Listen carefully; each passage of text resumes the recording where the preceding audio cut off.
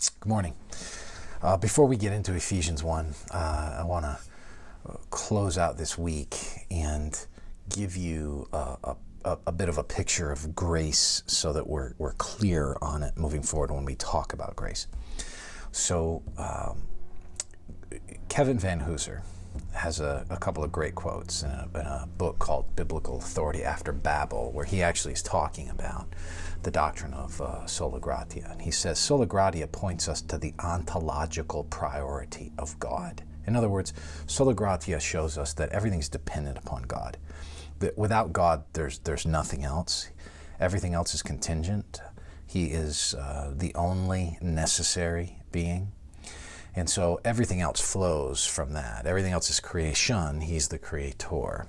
Van Hooser goes on and says this: creation is fundamentally a theater for God's glory, a place where God can be seen to be God by those who are not God. Creation is the condition for the appearance of grace, triune communication, divine self-giving in human history. So whether we're talking about common grace, that is grace available to everyone, meaning the rain that falls on the just and the unjust, the breath that you breathe, the relationships you're able to have, aspects of humanity that are bestowed upon us, creativity, intellect, rationality, personality, all of these things, the ability for engagement. These are just common graces from God. Everyone has them. And then we get into other territory when we talk about grace, which is special grace.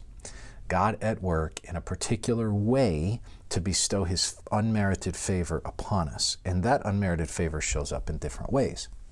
So that when we think about the word grace, for example, there's 125 uses of it in the New Testament in terms of in the English Standard Version. There's 125 uses of it in English.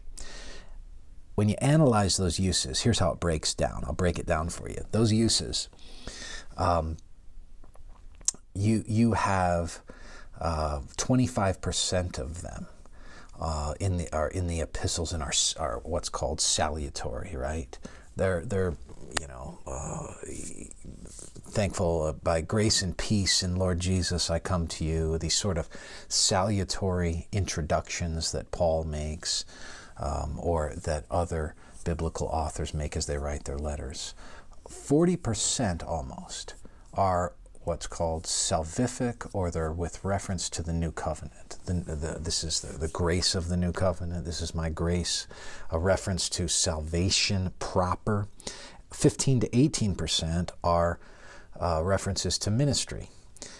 You've been given the ministry. Often this shows up in reference to gospel ministry, right? That you have a ministry of the gospel, a ministry of grace.